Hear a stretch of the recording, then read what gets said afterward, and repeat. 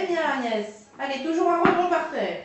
Ce matin, pour Agnès, Yvonne, Odette, Françoise et les autres, c'est activité physique adaptée.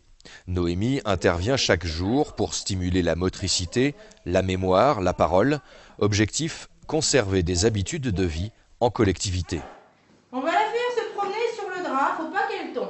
C'est très important parce que du coup pour la valorisation de soi, l'estime de soi, l'image du corps aussi, c'est très important de savoir, d'arriver à faire de la gym.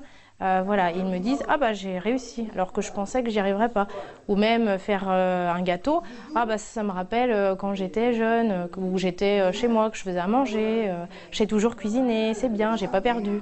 Allez Odette, allez on monte les bras et on les descend. Noémie propose également des activités créatives, domestiques, mais aussi des sorties culturelles. Chaque jour, le maître mot, c'est l'adaptation. Odette, est-ce que vous êtes bien au niveau des épaules? Il faut toujours voir en fonction d'eux, s'ils ont envie, s'ils n'ont pas envie, si ce n'est pas le moment, s'ils sont plutôt agacés, s'ils ont envie de sortir, s'ils sont plutôt calmes. Et là, il faut respecter aussi le rythme de chaque résident. Donc du coup, je peux arriver le jeudi en me disant je vais faire gym douce ou à pas. Et j'arrive, ils vont me dire je ne veux pas du tout, je préfère aller me promener dans le parc. Et ben on y va. Toujours. Tu t'appelles pas Valérie? Si. L'unité est ouverte depuis 3 ans. En permanence, une aide-soignante et un agent de soins s'occupent des résidents. Ici, c'est comme vivre à domicile. Voilà, poulet. On sent bien au fur et à mesure que la cohabitation se fait et que les gens se connaissent très bien entre eux, ils s'entraident entre eux.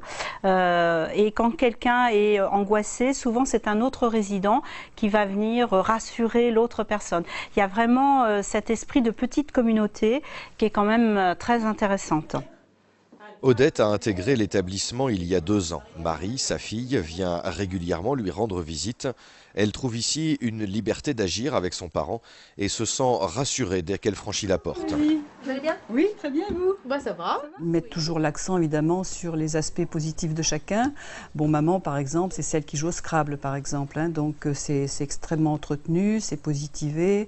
Bon, d'autres c'est sur leur capacité, je sais pas, d'écouter de la musique ou de faire autre chose ou de la danse. Enfin bon, donc chacun et chacune ont leur qualité bien mise en avant. Allez, on rentre dans ta chambre, tu vas te reposer un petit peu. Oui. On n'a plus affaire à la même personne, hein, on voit sa mère ou son père, quand c'est le cas, se transformer. Et voilà, et pour moi, en tout cas, c'est un premier deuil. Hein. Ma maman n'existe plus, c'est même pas une autre maman, parce que je suis devenue sa maman. On va aller prendre votre tension.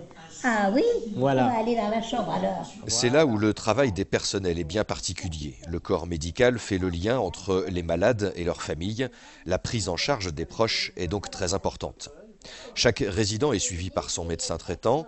Les infirmiers délivrent les soins médicaux, mais pas que. Comme vous voulez, retirez la... Elle a aussi besoin de soins relationnels qui vont passer justement par un accompagnement d'écoute, de partage et d'adaptation. En fait, il faut pouvoir percevoir et respecter leur réalité. Parce qu'en fonction de ça, on va pouvoir trouver un accompagnement qui leur sera beaucoup plus adapté. Donc pas les contredire quand ils sont... Non, parce que si on commence à les contredire, en fait, on risque d'arriver dans une forme d'agressivité et de mutisme en fait, de la personne.